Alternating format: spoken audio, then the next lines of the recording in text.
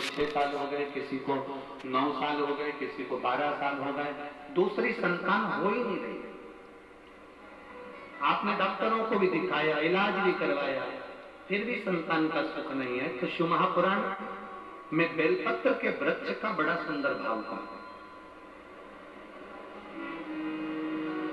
जिसको संतान का सुख नहीं है उसको सफेद आंकड़े की जड़ का प्रयोग करना चाहिए। और जिसके घर में एक संतान हो चुकी है और दूसरी संतान नहीं हो रही है, 8 साल, 10 साल, 15 साल, 20 साल, 22 साल हो गए और दूसरी संतान का अगर सुख नहीं है, तो उसके लिए बेलपत्री के वृक्ष के नीचे का एक भाव बड़ा सुंदर कहा गया। किसी भी सोमवार से आप ये प्रयोग करना प्रारंभ कर सकते। 11 रुद्र होते हैं,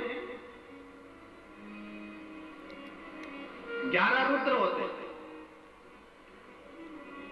एक सोमवार को बेलपत्री के वृक्ष के नीचे जाइए और बेलपत्र के वृक्ष के नीचे जाकर एक एक रुद्र का स्मरण करना। क्या है? बेलपत्री के वृक्ष के नीचे जब आप जाएं तो बेलपत्र के वृक्ष के नीचे की ही मिट्टी का एक कुंड, आप लोग क्या कह सकते हैं, यहाँ पर हम क्या बोले उसको, जैसे मिट्टी का एक कटोरी बनाते हैं ना, क्या बोलते हैं उसको, कुंडी बना लेते हैं मिट्टी की। बेलपत्री के वृक्ष के नीचे की ही मिट्टी, उसी मिट्टी का एक छोटा सा एक कुंडा बना लो उसको मिट्टी का। जितने लोग आस्था चैनल पर सुन रहे हैं, जितने लोग फेसबुक यूट्यूब पर श्रवण कर रहे हैं, बड़े ध्यान से सुनिएगा, सावधान।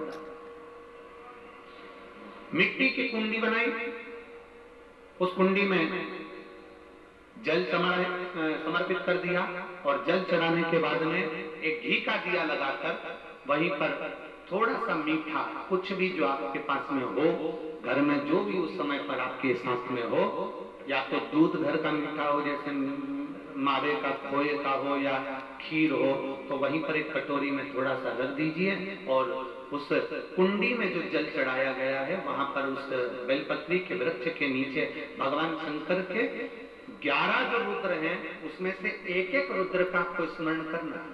11 रुद्र का नाम क्या है? तो पहले नंबर पर आता है कपाली, दूसरे नंबर पर आता है पिंड, तीसरे नंबर पर आता है भीम, चौथे नंबर पर आता है विरूपाक्ष, 5वें नंबर पर आता है बिलोही, 6ठे नंबर पर आता है शास्त्र,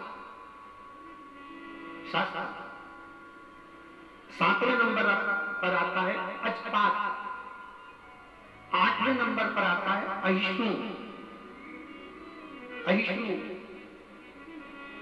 और 9वें नंबर पर आता है शंभु, 10वें नंबर पर आता है चंड और 11वें नंबर पर आता है भव।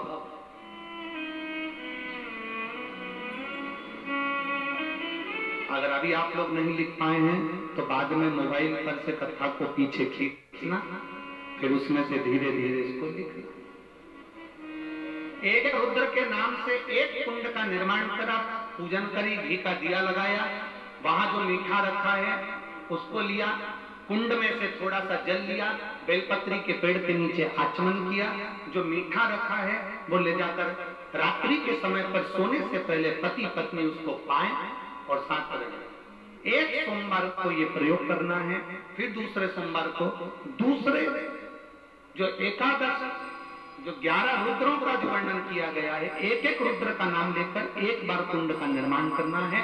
दूसरे सोमवार को, जैसे एक बार आपने अगर कपाली नाम से पूजन करी, दूसरे नंबर पर पिंडल नाम से पूजन करी, तीसरे नंबर पर भीम नाम से, फिर आप विरूपाक्ष नाम से, ऐसे एक एक सोमवार करना है, 11 सोमवार। और 11 सोमवार जैसे तुम्हारे पूर्ण होंगे, भले 10 साल हो गए हो चाहे 15 साल हो गए हो, गर्भ जरूर गिरेगा और संतान की प्राप्ति जरूर। किसी किसी के यहाँ पर 11 रुद्र भी पूरे नहीं हो पाते हैं और गर्भ ठहर जाता है।